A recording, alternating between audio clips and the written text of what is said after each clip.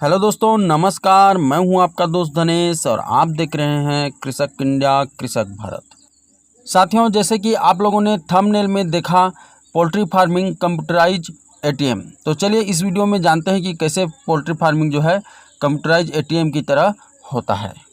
किसान साथियों, जिस तरह से हमें पैसों की ज़रूरत पड़ने पर अगर हमारे बैंक अकाउंट में पैसा है तो हम एटीएम से जाकर जब भी मन लगता है वहां से पैसा निकाल लेते हैं, ठीक उसी तरह से पोल्ट्री फार्मिंग भी है। वहां से भी हम जब भी चाहें पैसा निकाल सकते हैं, लेकिन उसके लिए हमें मेहनत करना पड़ता है। और मेहनत उस तरह से, जैसे कि आपके पास 100, 200 या 500 मुर्गी है और आपको कोई इमरजेंसी पड़ गया, आपको पैसे की ज़रूरत पड़ गया, तो आप उसमें से 2, 4 या 10, 20 मुर्गियों को बेच करके आप 1000, 2000 या 5000 रुपये प्राप्त कर सकते हैं, जिसको आप इमरजेंसी में उपयोग कर सकते हैं।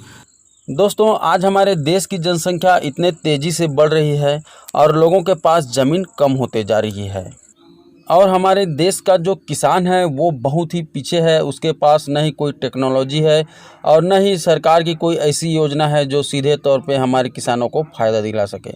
योजनाएं तो हैं, लेकिन वो किसानों तक पहुंचते पहुंचते दम तोड़ देती है।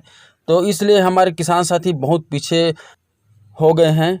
उनको आधुनिक कृषि के बारे में उतना नॉलेज ही नहीं है, और आधुनिक कृषि को हमारे किसानों के ऊपर लागू करने के लिए बहुत सारी ऐसी योजनाएं सरकार को लानी पड़ेगी जो किसान हित में हो, जो किसान के लिए अच्छा साबित हो। दोस्तों, आज के डेट में आप देखेंगे बहुत ही जगह जो है इंटीग्रेटेड फार्मिंग किया जा रहा है। मुर्गी, बकरी और हरी सब्जियों की खेती या धान की खेती एक साथ किया जा रहा है। इससे भी किसान बहुत ही मुनाफा कमा रहे हैं। दोस्तों, इसलिए मुर्गी पालन और बकरी पालन को किसानों का एटीएम कहा जाता है। आज हमारे देश के किसान के पास ज़मीन बहुत ही कम बचा हुआ है। कई लोगों के पास 1 एकड़, 2 एकड़, 5 एकड़, इस तरह से जो कम जोत वाले किसान हैं वो हमारे देश में ज़्यादा हैं। और ऐसे किसानों का मुझे कमेंट आता है, मुझे फ़ोन करते हैं और बताते हैं कि मैं मुर्गी पालन तो करना चाहता हूं, लेकिन इससे मुझे मुनाफा कम होगा। दोस्तों, आप लोगों को मैं एक बात कहना चाहूँगा। आप लोगों ने एक चीज़ देखा होगा कि बहुत से जो किसान साथी हैं उन्होंने ज़मीन को किराए पे लेकर के अपना पोल्ट्री फार्मिंग का काम शुरू किया हुआ है। तो आपके पास थोड़ा बहुत तो जगह है, कम से कम 1 एकड़ भी जगह है, तो उसके छोटे से भाग में आप देसी मुर्गी का पालन स्टार्ट कर सकते हैं। और मैंने जैसा कि बताया आपको, इसको एटीएम की तरह आप उपयोग कर सकते हैं। आप 100, 200 या 300 मुर्गियों से अपना काम चालू कीजिए और उसी में से 10, 20, 50, 100 मुर्गियों को धीरे धीरे करके सेल कीजिए। आप यकीन मानिए, आपके पास कभी भी पैसों की कमी नहीं होगी।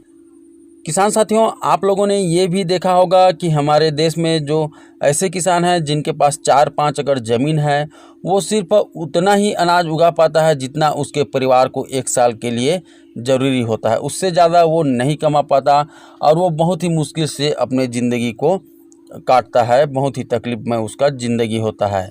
लेकिन उसी किसान के पास अगर 4-5 एकड़ ज़मीन है और साथ में थोड़ा सा मुर्गी पाला हुआ है, थोड़ा सा बकरी पाला हुआ है, बतख का पालन किया हुआ है, तो ये जो तीनों चीज़ हैं उसको उसके घर चलाने के लिए जितना राशि, जितना पैसा उसको चाहिए वो दे देते हैं। और जो वो अनाज उगाता है उससे वह अपने और अन्य चीज़ों की, अन्य ज़रूरत के चीज़ों की भरपाई करता है और बहुत ही अच्छी तरह से खुशहाल ज़िंदगी यापन करता है।